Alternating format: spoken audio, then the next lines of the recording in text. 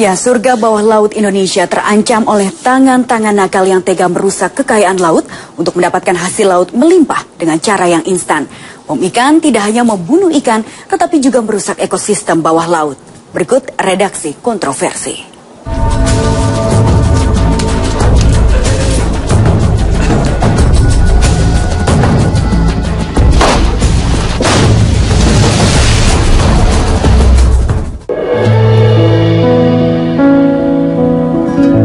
Berbagai jenis ikan tersebar di seluruh perairan Indonesia. Tidak hanya itu, ratusan lebih jenis terumbu karang yang tumbuh alami menjadi rumah bagi ikan sekaligus hiasan laut Nusantara. Sayangnya kekayaan ekosistem laut ini terancam kehidupannya.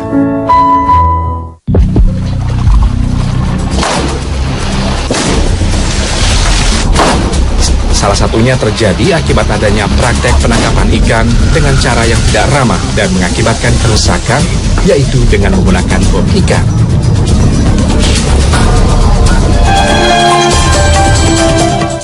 Meski tidak semua nelayan menggunakan bom jenis ini, penggunaannya tidak pernah bisa dihentikan.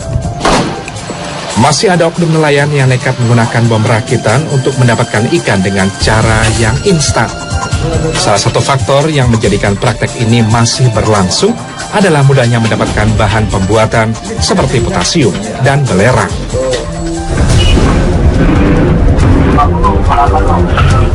Redaksi kontroversi mencoba menelusuri di beberapa toko yang menjual bahan kimia. Informasi yang didapatkan bahwa bahan kimia yang dimaksud tidak diperjualbelikan secara bebas. Pembeliannya pun hanya untuk kalangan tertentu, seperti untuk industri atau penelitian resmi.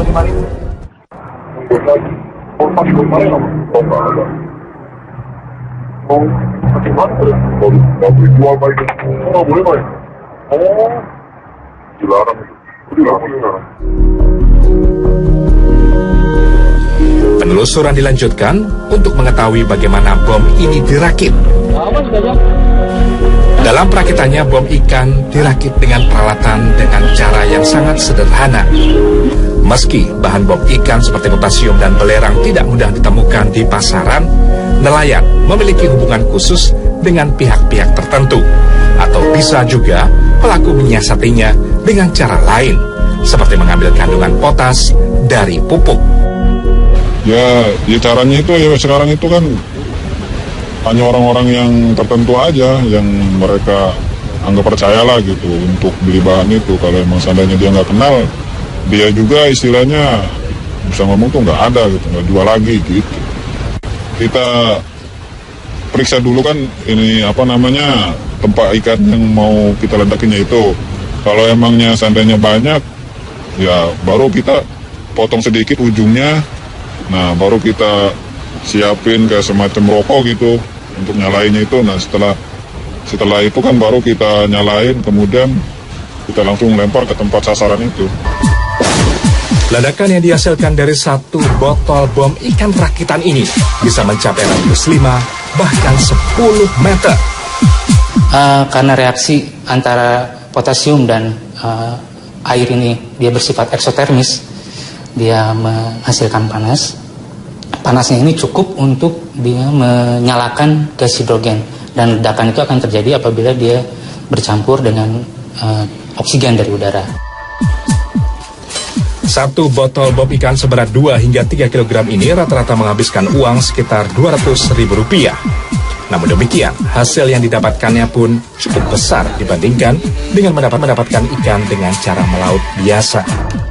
Ya paling sedikit sih 2 kintal setengah, 250 kilo itu bisa kita maksudnya kita bisa ledakin di situ gitu. Kalau misalnya kurang dari segitu ya bisa rugi. Itu juga tergantung dari ikannya. Kalau ikannya ikan murah mah rugi juga kita. Cara instan ini tentu saja sangat merugikan nelayan lain yang menggunakan cara biasa. Terlebih ketika cuaca sedang tidak mendukung. Dalam semalam melaut, nelayan yang memiliki kapal besar biasa membutuhkan modal sekitar 1 hingga 1,5 juta rupiah. Dengan pendapatan ikan yang rata-rata hanya mencapai sekitar 5 kuintal. Kalau itu dibiarin, kan berarti kan nyusahkan orang segabe-gabe itu. Kalau nggak ditangkap. beneran tapi jangan ngaku pakai bom, kan gitu. Itu yang cuman bom satu, penghasilannya banyak, sayanya besar, susah.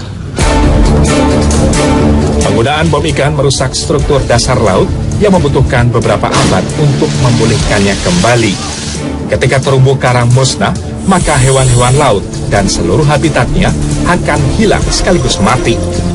Yayasan Terumbu Karang Indonesia mencatat, tahun 2009, sekitar 80% terumbu karang di Indonesia berada dalam kondisi terancam punah. Hanya sekitar 20% saja yang berada dalam kondisi baik, dan tinggal 5% diantaranya berada dalam kondisi yang sangat baik. Ketika terumbu karang telah terkena bom, maka membutuhkan waktu yang lama untuk pemulihan. Ada yang 10 cm per tahun, bahkan sampai 2 cm per tahunnya. Kalau umpamanya terumbu karang itu terkena dampak akibat bom, itu pasti kan kerusakannya terjadi di area yang luas. Nah, akan membutuhkan waktu yang puluhan tahun untuk kembali. Itu pun dengan asumsi bahwa di sana masih tersedia struktur atau batuan-batuan yang bisa ditempel oleh si pelanduk karang itu. Tapi kalau tidak, itu dijamin tidak akan ada karang yang akan bisa tinggal di sana. Tidak lengkapnya bukti menyulitkan pemerintah untuk menindak nelayan nakal sesuai hukum. Jangan membeli ikan dari hasil pengeboman, di mana upaya itu untuk produk-produk ikan yang diekspor sudah berhasil.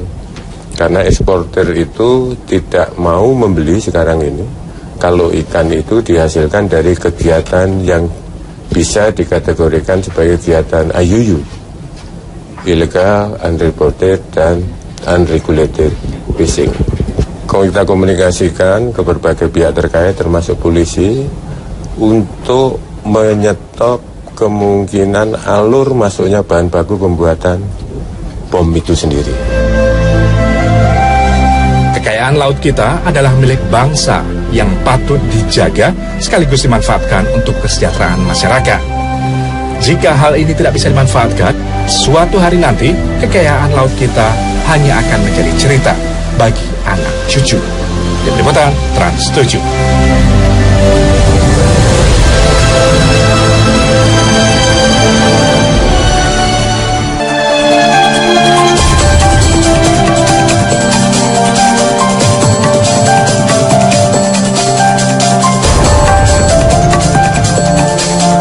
98% di sekitaran itu ya, 95-98% air bawah tanah Jakarta itu udah mengandung bakteri E. coli.